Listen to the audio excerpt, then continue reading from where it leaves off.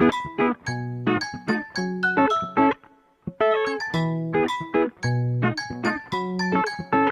का ये वीडियो आपके लिए, आपके एग्जाम के लिए, वो एग्जाम चाहे होम एग्जाम हो चाहे बोर्ड का हो, जो कि आने वाले नेक्स्ट वीक या नेक्स्ट मंथ में होने वाला है, या फिर आप किसी कंपटीशन में जा रहे हैं, किसी कंपटीशन परीक्षा में जा रहे हैं, उसके लिए ये वीडियो आपके लिए बहुत ही जबरदस्त और बहुत ही उपयोगी होने वाला है। वीडियो का नाम क्या है? वीडियो का नाम है नरेशन, स्पीच। अब ये नरेशन होता क्या है, स्पीच क्या होता? सिंपल सी बात है, स्पीच जो हमने बोला, जो हमने कहा, जो हमने लिखा, दैट नरेशन। जो हम नरेट किया वो नरेशन है। अब इस नरेशन को व्यक्त करने का, एक्सप्रेस करने के दो तरीके हैं। कितने? दो तरीके होते हैं। एक होता है डायरेक्ट और एक होता है इनडायरेक्ट। डायरेक्ट और इनडायरेक्ट माने किसी के द्वारा बोली गई बात को, कहीं पर लिखी गई बात को हम दो तरीके से व्यक्त कर सकते हैं। दो तरीके हमारे लिखने के हैं, पढ़ने के, बोलने के हैं। वो है, एक है डायरेक्ट और एक है इनडायरेक्ट। एक प्रत्यक्ष कथन, एक अप्रत्यक्ष कथन। अब ये आज के वीडियो में पहले तो हमें ये कंफर्म करना है कि प्रत्यक्ष कथन क्या होता है और अप्रत्यक्ष क्या होता है, डायरेक्ट क्या होता है, इनडायरेक्ट क्या होता है। एग्जाम्पल, मान लीजिए एक लड़का है या एक लड़की है, कोई व्यक्ति है, वो बोलता है I have seen your car. I have seen your car, मैंने आपकी कार को देखा है या मैंने आपकी कार देखी है। ठीक, ये सेंटेंस किसी ने बोला था। कौन बोला था? आइए बता देते हैं। मैंने यहां लिख दिया है, राम सेड टू सीमा। ये देखना, राम सेड टू सीमा। राम ने सीमा से कहा कि मैंने आपकी कार देखी है, मैंने आपका कार देखा है। राम ने सीमा से कहा। अब अगर इस सेंटेंस को, I have seen your car, जैसे ही राम के मुंह से निकला था, जिस रूप में निकला था, वैसे ही हम आपको आके बता दें तो उसे बोला जाएगा भैया आपने डायरेक्टली बोला है, आपने कोई चेंजिंग नहीं किया है। माने किसी के द्वारा बोली गई बात को उसके ही शब्दों में फिर से व्यक्त करना, लिखना, बोलना, पढ़ना क्या होता है? Direct narration. मतलब ये नरेशन है, नरेशन है जो वाक्य है वो आपने डायरेक्टली बोला, आपने कोई भी परिवर्तन इसमें किया नहीं। तो लिखेंगे कैसे देखना, इसको हम यहां पर डबल इन्वर्टेड कॉमा में क्लोज कर देंगे। इसका मतलब ये सेंटेंस कहीं से लाया गया है, ये मेरा नहीं है। और ये अलग से हमने यहां जोड़ दिया, I have seen your car, मैंने आपकी कार देखी है। किसने किससे कहा पता नहीं आपको ना, वो बताने के लिए, वो दिखाने के लिए, वो बताने के लिए यहां पर बता दिया गया है, राम से टू सीमा, राम ने सीमा से कहा। माने ये सेंटेंस राम का है। I have seen your car, मैंने आपकी कार देखी, किसका है? राम का है। राम ने किससे कहा था? सीमा से कहा था। अब अगर यही बात आप, मैं या वो आकर के किसी और को बताना चाहे, थर्ड पर्सन को बताना चाहे, यहां पर कन्वर्सेशन राम सीमा के बीच में है। अब अगर इसी बात को राम सीमा के अलावा कोई तीसरा आदमी अपनी बात में, अपने शब्दों में बोलना चाहे तो उसको बोलेंगे हम इनडायरेक्ट स्पीच, इनडायरेक्ट नरेशन। ठीक, अब देखिए, राम ने सीता से कहा कि मैंने आपकी कार देखी है। ये देख रहा, राम ने सीता से कहा, कॉमा, मैंने आपकी कार देखी है। ये देखना, राम ने सीता से कहा मैंने आपकी कार देखी। इसी को अगर मैं अपने शब्दों में बताना चाहूं तो क्या बोलूंगा मैं? राम, सीता नहीं बल्कि सीमा है, राम सीमा, राम ने सीमा से कहा, राम ने सीमा से कहा। क्या कहा? कि अब ये जो दो सेंटेंस राम ने सीता से कहा कॉमा से अलग था, उसको हम दोनों को एक में जोड़ देंगे। जोड़ने के लिए कंजक्शन, संयोजक की का उपयोग करेंगे। अब राम ने सीता से कहा कि मैंने, अब मैंने नहीं बोलूं, मैंने नहीं बोलूंगा, नहीं तो मैं हो जाऊंगा। मैंने किसके लिए आया है? राम के लिए आया है कि मैंने, उसने, ध्यान देना, राम ने सीता से कहा कि उसने आपकी, किसकी? सीमा की, उसकी, उसने उसकी कार देखी है, नहीं थी। है तो तब था जब दोनों आमने सामने थे, बातचीत कर रहे थे। अब बीती बात गई, पुरानी हो गई, आप इसने टेंस चेंज कर दिया। इस प्रकार से दोस्तों आपका ये जो सेंटेंस है, राम ने सीता से कहा मैंने आपकी कार देखी है, राम ने सीता से कहा कि उसने उसकी कार देखी है। उसने किसके लिए आया है? राम के लिए। उसकी मतलब किसके लिए आया है? सीमा के लिए। उसने उसकी कार देखी है। अब ये जो हिंदी का वाक्य है ना, आपका हो गया इनडायरेक्ट नरेशन, इनडायरेक्ट स्पीच। अब बात समझ में आई? इसी तरह से हमें आगे जाकर के अब देखें क्या है, एक एडिशनल ये लगाया गया है, यहां उसने ये चेंज किया गया, उसने चेंज किया गया, यहां है हो हूं को था थी किया गया। तो यही सारे परिवर्तन करके हम लोग क्या करते हैं, डायरेक्ट ऑन डायरेक्ट बदलते हैं। लेकिन अब ध्यान देना, मैंने को मैंने उसने क्यों बना दिया, आपकी को उसकी क्यों बना दिया? इसके लिए हमें थोड़ा सा एक चार्ट पढ़ना होता है। वो चार्ट क्या है देखिए, ये है पर्सन। क्या है? पर्सन। पर्सन कितने होते हैं? 3 होते हैं, फर्स्ट, सेकंड और थर्ड। फर्स्ट कौन है? मैं, I am first, you are second and other are third. मैं फर्स्ट हूं, आप सेकंड है, बाकी जितने बचेंगे वो सब क्या हो जाएंगे? थर्ड हो जाएंगे। मैं फर्स्ट हूं, मैं फर्स्ट हूं, तो हमेशा मैं अपने, ऐसा नहीं कि मैं फर्स्ट हूं, आपको किसी कोई कहीं जाकर पूछता कौन फर्स्ट है, बोल देंगे वो जो वीडियो जो बना रहे थे ना वही फर्स्ट है और सेकंड में नहीं। मैं फर्स्ट हूं, always I am first, you are second, other are third. ठीक है। अब इसके जो तीनों पर्सन है ना, इसको व्यक्त करने के 3 तरीके हैं। ये 3 रूप में आ सकता है, या तो सब्जेक्ट बन के आ सकता है, या तो ऑब्जेक्ट बन के आ सकता है, या तो पॉजिटिव, सब्जेक्टिव, ऑब्जेक्टिव, पॉजिटिव, 3 चीजें हैं। अब देखना ये क्या होता है। मैंने कहा I can call you, I can call you, मैं आपको बुला सकता हूं। लेकिन अगर मैं कहूं इसको you can be called by, आई इधर लाएंगे तो हो जाएगा मी हो जाएगा। मतलब ये आई सब्जेक्टिव केस है, आई हमेशा सब्जेक्ट बन के ही आएगा।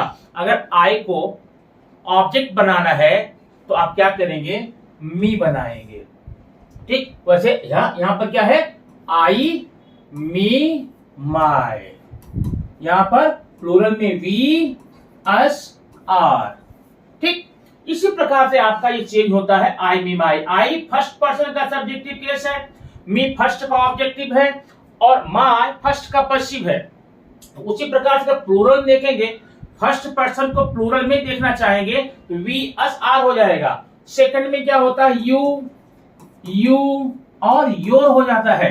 तो इसको अच्छे समझने के लिए आइए आपके लिए एक बढ़िया सा चार्ट बना है यहाँ पे, उस चार्ट में समझेंगे तो कंफर्म हो जाएगा। तो ये चार्ट आपके सामने रहा, यहाँ पर ये देखिए, ये छोटा सा चार्ट है, देखिए यहाँ पर ये हो गए person, first person, second person, third person और केस, सब्जेक्टिव, ऑब्जेक्टिव, पॉजिटिव। अब ध्यान देना, फर्स्ट पर्सन सिंगुलर में आई, मी, माई। ध्यान रखना, आई, मी, माई।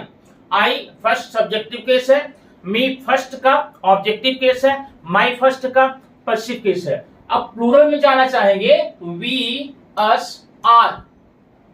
हम, हमें, हमारा, मैं, मुझे, मेरा।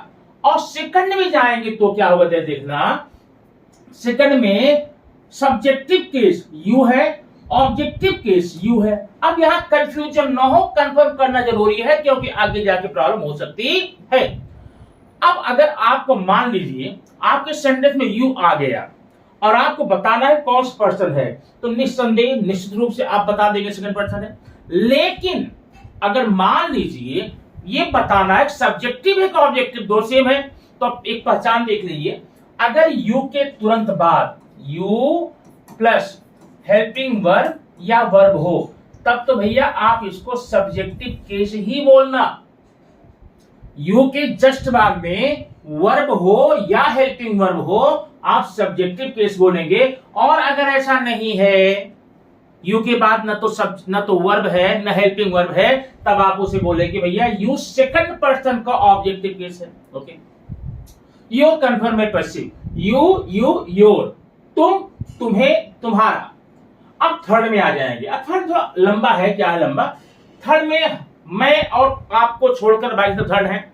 अगर थर्ड में कोई पर्सन है, वो मेल है फीमेल है। अगर मेल है, जैसे है अंकल है, फादर है, ब्रदर है, ठीक है, ये है, तो उनका आप प्रोनाउन बनाएंगे वहां पर। कैसे बनाएंगे? अगर थर्ड पर्सन सिंगुलर है तो ही कर लेना, और ऑब्जेक्टिव के लिए हिम कर लेना, और पॉजिटिव के लिए हिच कर लेना। और सिंगुलर में अगर फीमेल है तो आप क्या करेंगे? सी, हर, हर, सब्जेक्टिव ऑब्जेक्टिव पॉजिटिव। अब यहां पर कैसे दूर करेंगे? अगर हर आपका सेंटेंस के लास्ट में आया हुआ है तो हर को थर्ड का ऑब्जेक्टिव बोलना, इसके अलावा और कहीं कुछ भी आया तो हो जाएगा पॉजिटिव। अब प्लूरल में दे, देम, देयर। अब इसको आप कंफर्म कैसे करेंगे? मान लीजिए आपके सेंटेंस में आया हुआ रवि, क्या है? रवि, और रवि वहां सब्जेक्ट बनकर आया है, तो रवि को चेंज करना इसके आधार। रवि का सब्जेक्ट क्या होता है? ही, उसकी जगह भी रखेंगे। अगर रवि ऑब्जेक्ट बनकर आया है तो हाँ, रवि की जगह पर क्या लगाएंगे? हिम। रवि का, रवि की पश्चिम आया है, क्या लगाएंगे? हिज। इस प्रकार से चेंज कर देंगे। दूसरी बात यहां इंपॉर्टेंट ये है दोस्तों कि अब ये अगर मान लीजिए वहां पर है यू है, क्या है? यू है, तो यू को हम कैसे चेंज करेंगे? एग्जाम्पल मैं यहां पर लिख देता हूं, एक जब देखिएगा।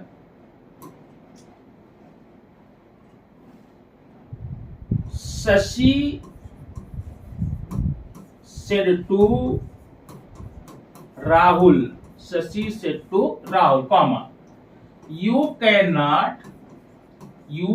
Not call me. ध्यान देना है। अभी चेंज करेंगे यहां पर, जब यहां आएंगे तो यू को चेंज करना होगा। अब ये आपको कंफर्म करना है कि यू को ही बनाए, सी बनाए, दे बनाए। तो ऐसी ही बातें बुक्स में दी जाती हैं, यू की जगह पर ही, सी, दे बना लेंगे। अब एक्चुअली बना क्या देंगे ये तो कंफर्म नहीं है, उसके लिए कंफर्म देखना। यहां पर एक चार्ट बना हुआ है, फर्स्ट सन, पहला बेटा, ऐसा नहीं है। फर्स्ट सन एक कोड है जो कि मैंने आपके लिए बनाया है।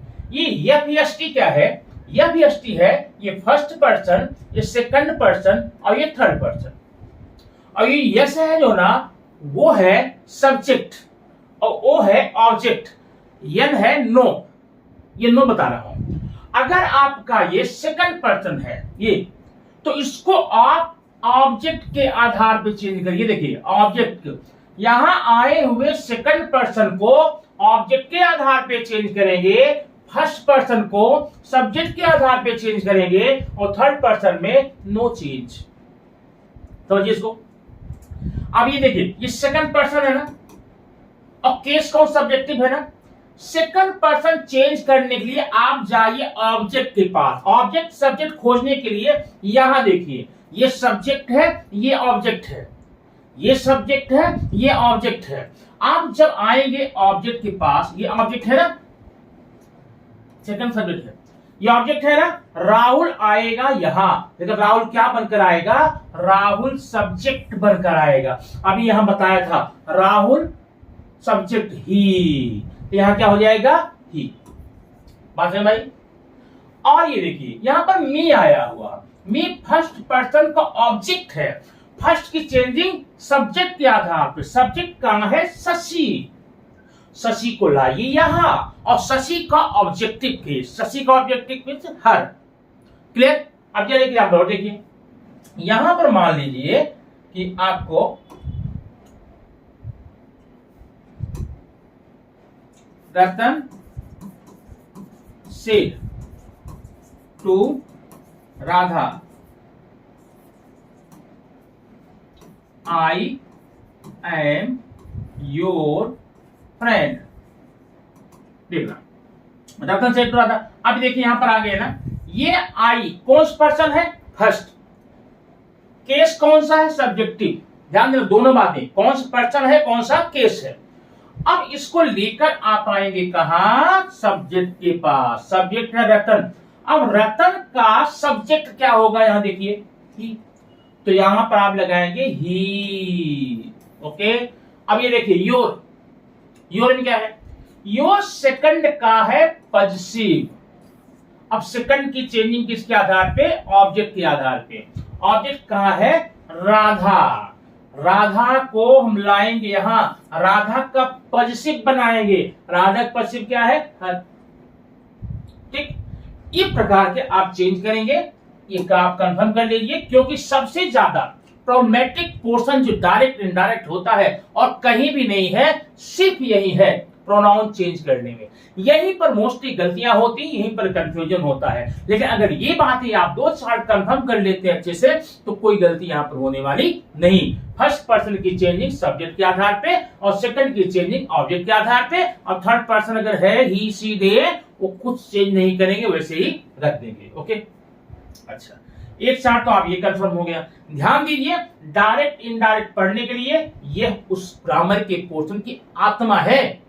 आत्मा, अंतरात्मा है, बिना इसके नैया पार होने वाली नहीं है।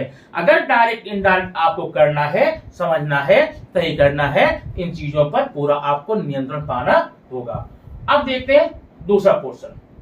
ये दूसरा है, अगर आपका डायरेक्ट इनडायरेक्ट स्पीच का जो रिपोर्टिंग वर्ब का पार्ट है वो पास्ट में है, मोस्टली रहता पास्ट में, तो क्या करेंगे? देखिए, आपके सेंटेंस में आए हुए हेल्पिंग वर्ब में चेंज करेंगे।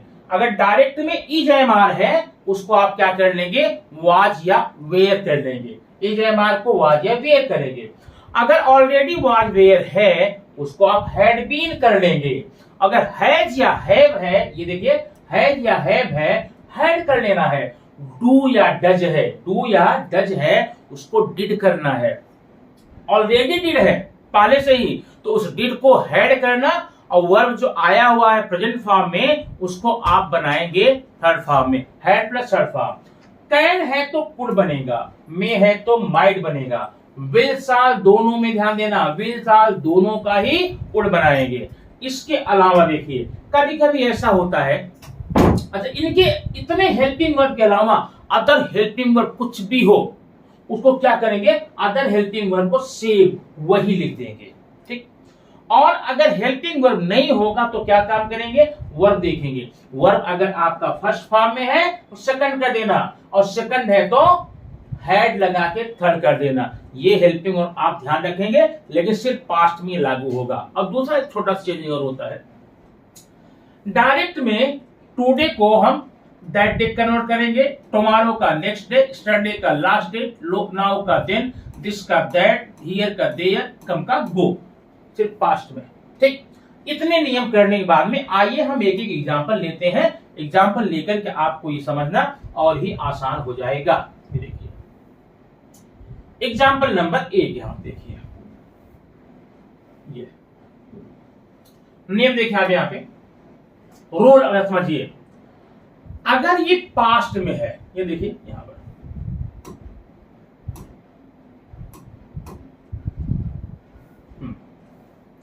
अगर आपका सेंटेंस ध्यान देना पास्ट में है, प्रेजेंट में है, माने वहां सेज टू लगा है, रवि सेज टू कविता, तो आप सेज टू को टेल्स कर लेंगे। सेज टू को टेल्स, रवि सेज टू कविता, मैं रवि टेल्स कविता। और अगर से टू है, प्लूरल रहेगा, बॉयज से टू कविता, तो से टू को आप क्या करेंगे? टेल करेंगे। ओके, नेक्स्ट काम क्या करेंगे? अगर सेड टू है, क्या है? सेड टू, तो सेड टू को आप क्या करेंगे? टोल्ड करेंगे। सेड टू को टोल्ड। इतने आप कंफर्म करिए। एक एग्जांपल देखिए यहां पर, सचिन सेड टू मी, यहां लिख देता हूं। अच्छा,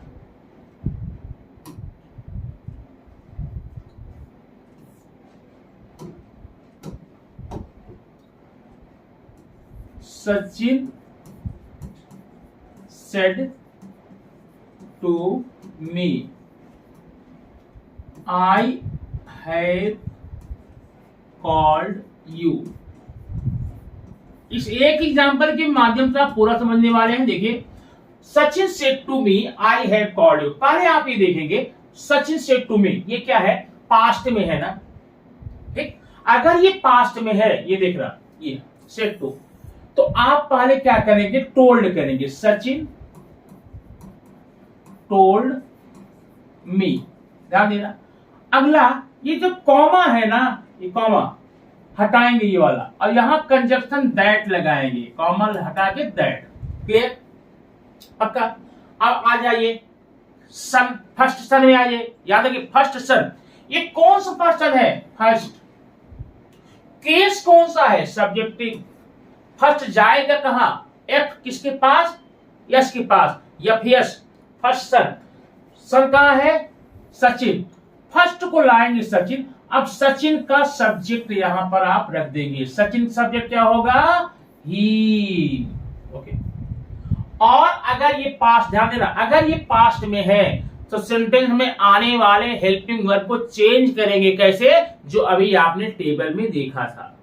और अगर ये प्रेजेंट में है, से है, सेज है, तो आप हेल्पिंग वर्ब को आप टेंस में चेंज नहीं करेंगे। देखिए, तो सचिन टोल्ड मी दैट, अब हैव का क्या होगा, हैड होगा। ध्यान देना, हैड क्यों कर रहे हैं, क्योंकि ये पास्ट में है, सेड टू है। अगर यही सेड टू होता, सेज टू होता, तो हैव को हम हैड में नहीं ले जाते, ज्यादा हैव हैज में या हैज हैव में, लेकिन रहता प्रेजेंट में ही हो। देखिए क्या हो गया, Sachin told me that he had called. ध्यान देना, आगे है यू, यू कौन सा पर्सन, सेकंड। केस कौन सा, ऑब्जेक्टिव। अब ये यू सेकंड है, ऑब्जेक्टिव कैसे हुआ आप समझ रहे होंगे ना। ऑब्जेक्टिव इसलिए हुआ है क्योंकि इसके बाद में हेल्पिंग वर्ब या वर्ब नहीं है, तो ये सेकंड कहां जाएगा, याद है, फास्ट सन, फास्ट सन, सेकंड ऑब्जेक्ट, सेकंड के साथ। ये देखो ऑब्जेक्ट मी है, मी को लाएंगे यहां पे, और मी को क्या बनाएंगे, ऑब्जेक्ट। मी को ऑब्जेक्टिव केस में रखेंगे, मी खुद ही ऑब्जेक्टिव केस भैया, यहां पर हो जाएगा आपका मी, फुल स्टॉप कर देंगे। इस प्रकार से आपका ये हो जाएगा। लेकिन एक एग्जांपल और देखेंगे, रोहित सेज, सेज है टू, रोहित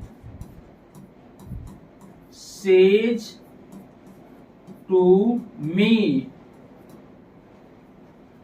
यू आर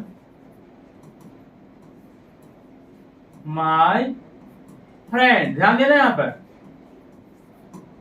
पहले के सेंटेंस इस सेंटेंस में क्या अंतर से बे चीज का, वो हमने यहां पास्ट में ले जाता, सेड टू यहां प्रेजेंट में है। अब क्या करेंगे, सेज टू को क्या करेंगे, टेल्स, रोहित टेल्स, इसको मी, रोहित टेल्स मी। कंजक्शन क्या लगाएंगे यहां पर, दैट, सेकंड रूल है दैट। अब ये देखिए कौन सा पर्सन है, सेकंड का सब्जेक्टिव केस ना, सेकंड किसके आधार पे, ऑब्जेक्ट के आधार पे। ऑब्जेक्ट का यहाँ पर मी, मी को लाओ और सब्जेक्ट बना के, मी का सब्जेक्ट आई, मी, माई, क्या रहेगा यहाँ पर, आई। अब ध्यान देना, आ गए हेल्पिंग वर्ब में। अब अगर यहाँ पास्ट में होता तो इज एम आर को आपने तालिका में, टेबल में क्या देखा था, इज एम आर को वाज वेयर करेंगे।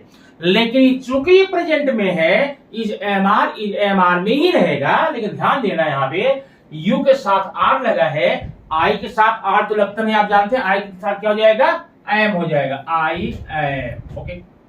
अब ये my, first person Paschim, first कहां जाएगा, फर्स्ट जाएगा रोहित के पास, रोहित का पॉजिटिव हिज फ्रेंड। ये आपका चेंज हो गया, ठीक।